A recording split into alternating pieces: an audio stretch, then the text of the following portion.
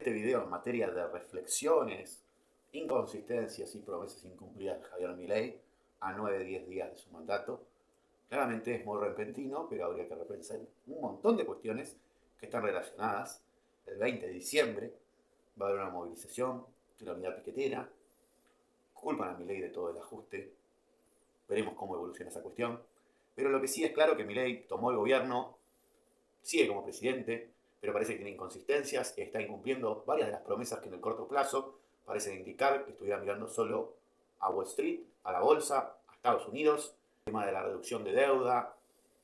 Ha tomado una posición traicionando algunas de sus promesas electorales y el día esperado para muchos argentinos que lo votaron a Javier Milei, un 55% a 56%, estaban esperando estas propuestas plasmadas en cuestiones de la realidad. No se vio así, Milei llegó a la Casa Rosada y en un panorama político mundial que claramente con su propuesta de un gobierno experimental, veremos cómo esto evoluciona, pero lo principal en una política de ajuste de shock está tratando de evitar un futuro incierto. En el corto plazo el país tiene un futuro muy oscuro, con un esperado aumento de la pobreza derivado del proceso de la contracción fiscal, pero sin embargo tampoco podemos eludir la cuestión social de fondo. Aunque a primera vista puede ser que el gobierno de Javier Milei es muy disruptivo, sobre todo por el mensaje, por el tono, por la forma dialéctica de comunicar y cómo su figura se realza sobre estas cuestiones. Cuando hizo pública la lista de los funcionarios que lo iban a acompañar en sus ministerios, entre ellos Nicolás Pose como este superministro, entre otros Luis Caputo, perteneciente a Juntos por el Cambio, Patricia Bullrich, que hoy actualmente está siendo cuestionada por el protocolo antiprotesta, llamémosle así.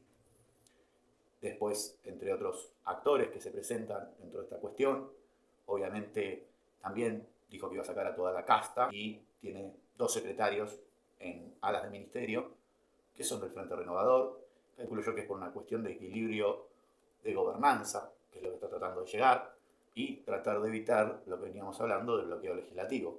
Por eso la conformación del bloque en la Cámara de Diputados. Hoy actualmente se dio una reunión, donde se reunió con todos sus ministros, incluido con los gobernadores de las distintas provincias, calculo yo, para hablar del tema del esquema de cómo se va a manejar a partir de ahora y coordinar toda esta cuestión. Una vez pasado el caso de que la lista de sus funcionarios se haya hecho pública, muchos esperaban que el día 10 de diciembre la casta no esté adentro, la clase política no esté adentro, o sea, sean miembros puramente de la Libertad Avanza o en teoría con ciertos grados de acuerdo, principalmente, pero todo se ha basado en una especie de, como vengo diciendo en anteriores videos, un gobierno de coalición, si lo queremos ver así, de esta forma. O sea, con la cuestión de las menciones que veníamos hablando, al nombrar ministros de la época de Mauricio Macri, a nombrar personajes que son poco outsiders, o sea, o por fuera de la política, genera un equipo de técnicos, y este equipo de técnicos, como Caputo, como el que puso en el Banco Central, Santiago Bausili, que fue el número 2 de Caputo con Macri, y también ha sido ministro de Finanzas.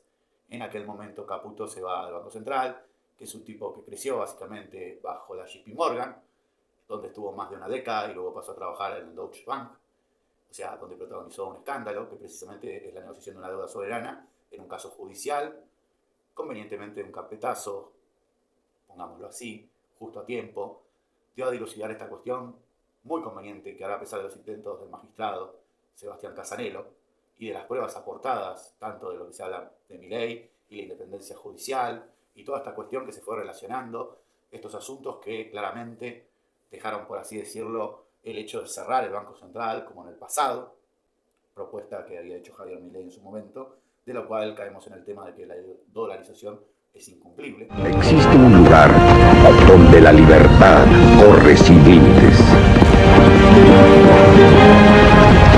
Aunque algunas veces hay que mostrarle el camino. Venga al sabor. Venga al mundo Marlboro.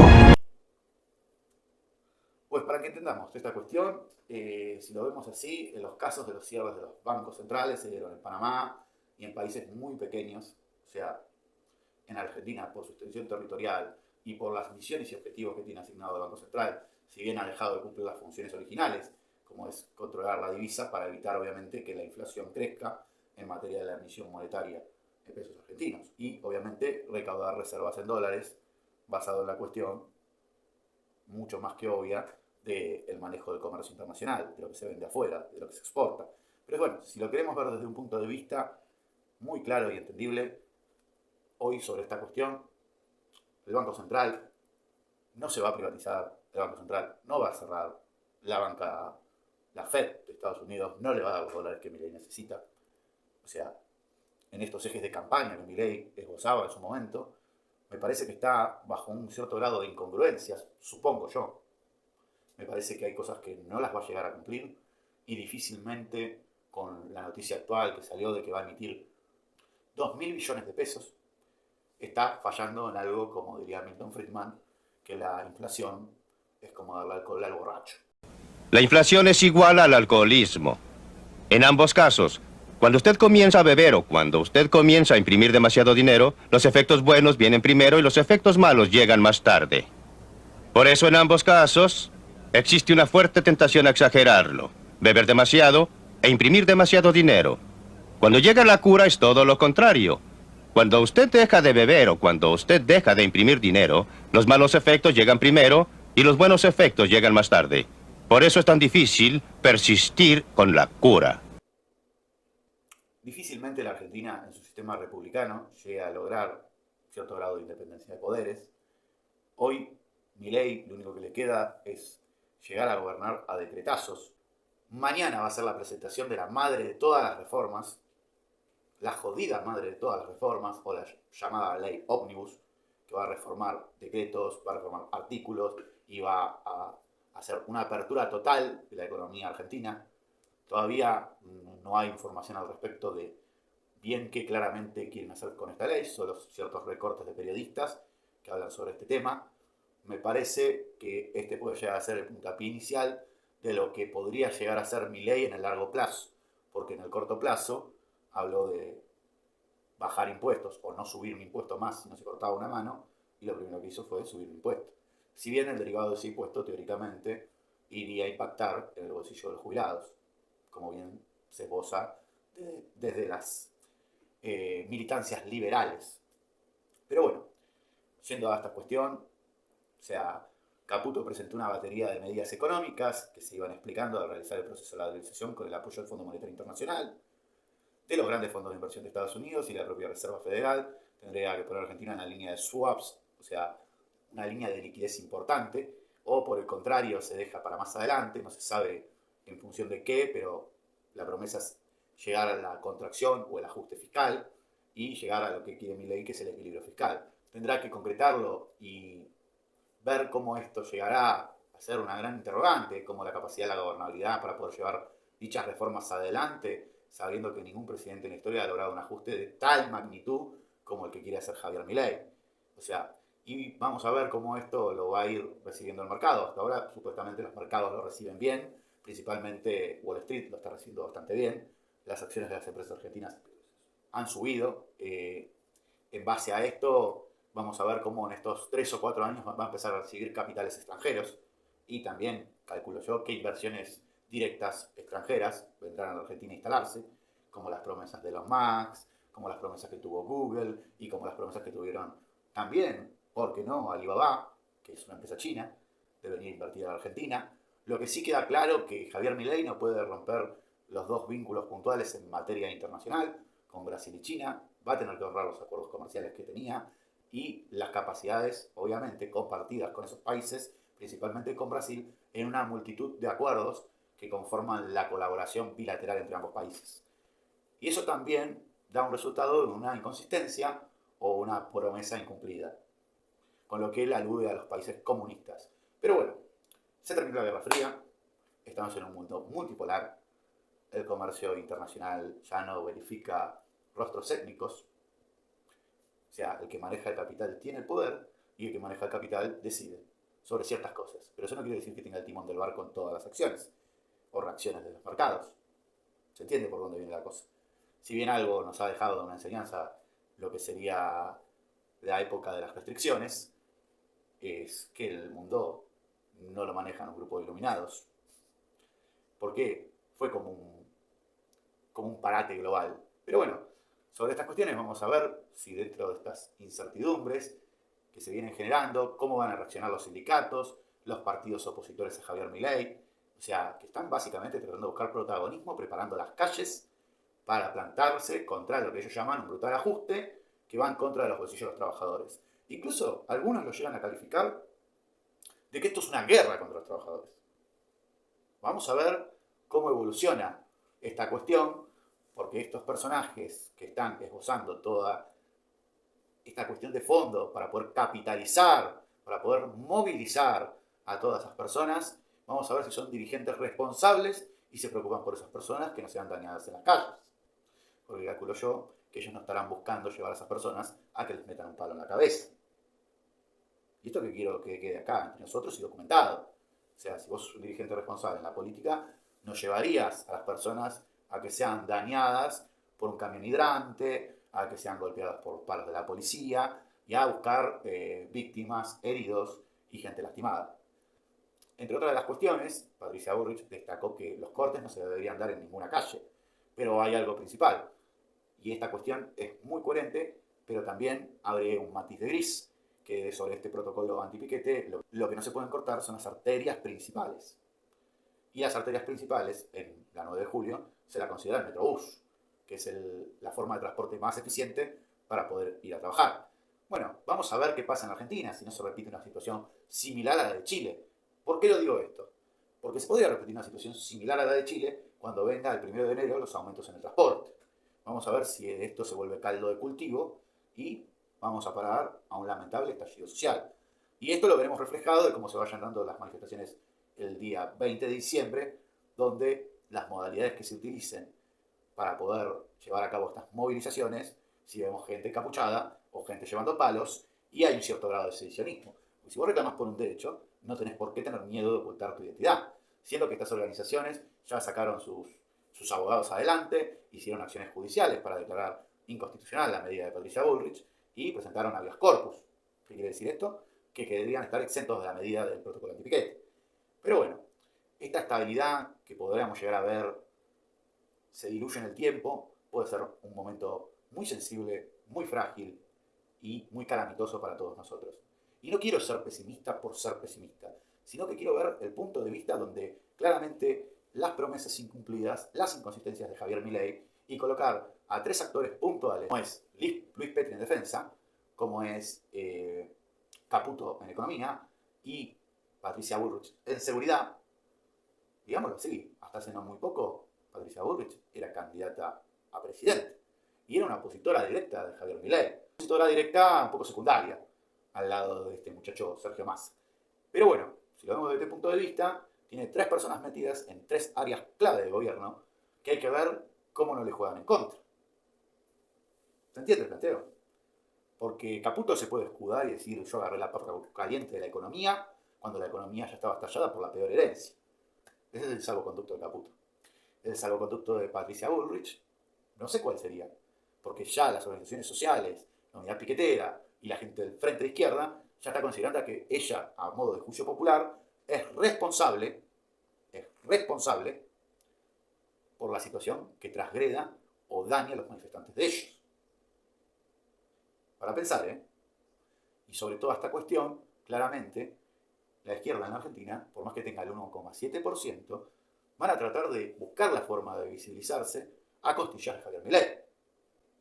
Está bien, uno se pone a pensar, el que corta no cobra. Es una medida dura.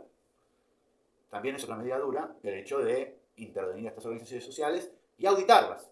Porque está bien, cuando uno arranca un gobierno, la verdad sí, tiene que hacer una gran auditoría de todo lo que existe, para poder saber con qué recursos cuenta.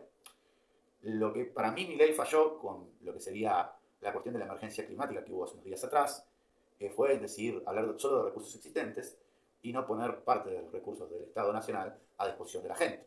Porque a Zelensky se le enviaron 2 barcos, 2 helicópteros, y entre los barcos se le enviaron comida y se le enviaron distintos tipos de suministro para poder sostener la guerra en Ucrania.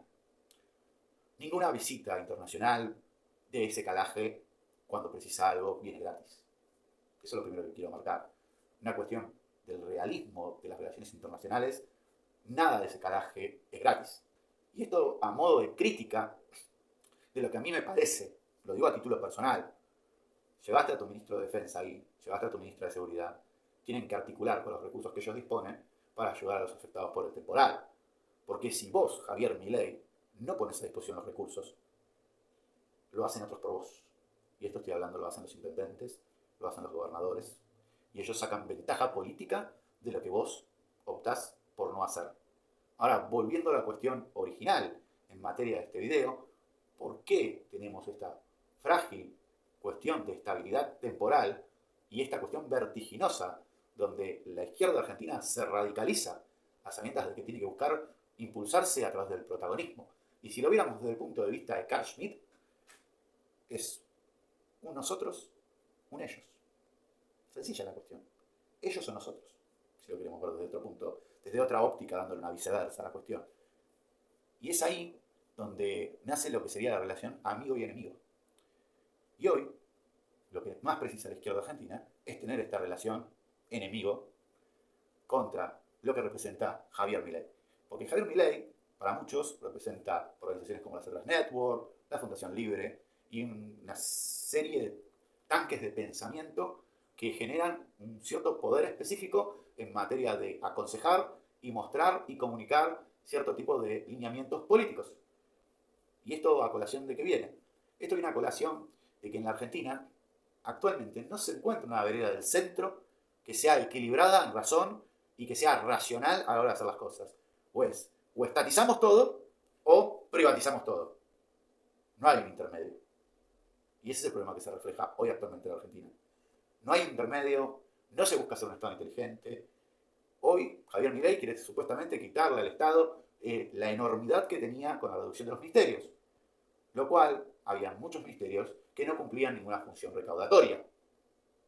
Y esto cabe aclararlo, no cumplían ninguna función recaudatoria. Eran ministerios generados para generar empleo político.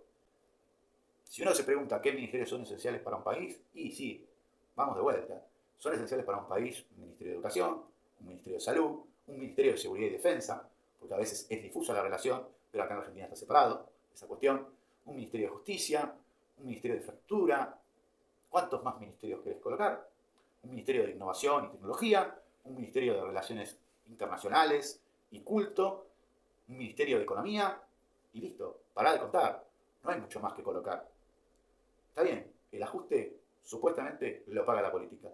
La relación hoy está más colmada, porque en cierta medida los que también terminan pagando el ajuste son las personas de a pie. Eso es lo que a mí me preocupa, porque a mí, como soy una persona normal, voy y compro en el supermercado y, como lo dije en videos anteriores, 51 paquetes de fideos no alcanza para que la gente coma bien. La gente necesita comer carne, necesita poder ingerir proteínas, necesita poder ingerir cosas que lo lleven a pensar mejor. Y ahí está el problema. Y este planteo que hago, lo hago también porque se lo escuché decir a este chico Ramiro Marra. Y en ese grado de lo que dice está hablando de lo que se llama el concepto de la soberanía alimentaria. Hay un país que escucha un Milei que te dice no hay plata. Hay un país que escucha un Milei que dice la noche no es eterna, el día vencerá la noche.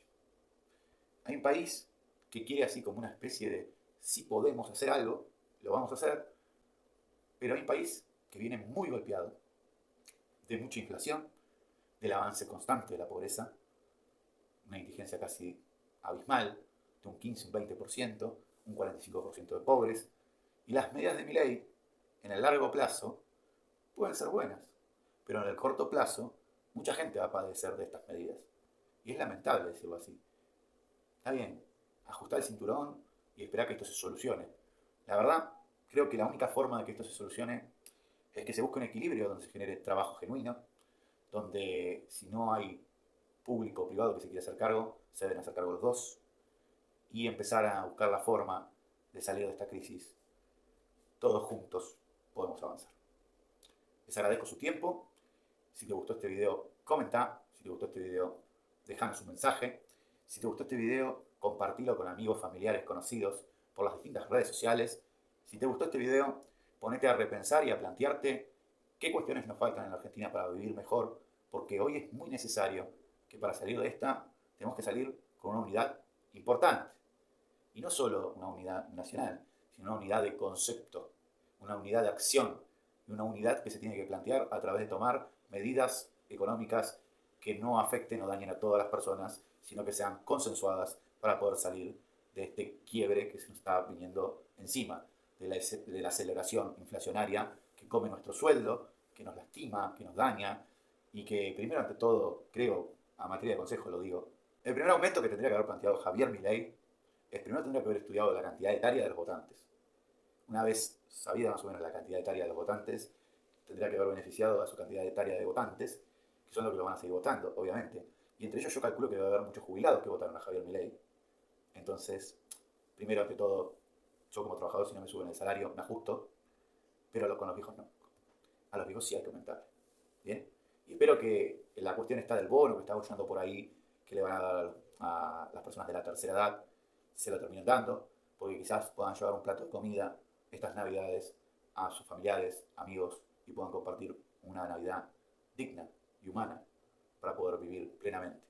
Así que apunto a que todos los que miran este video solo se hagan preguntas, se repregunten y piensen en las inconsistencias y las promesas incumplidas por Javier Milei, pero que también le den la oportunidad siempre de gobernar en el marco del tiempo que él necesita para poder resolver la crisis económica que se nos viene encima, que siempre estuvimos en recurrentes crisis económicas. No es nuevo esto. ¿Bien? Así que los despido. Un abrazo grande. Felices Navidades. Hasta luego.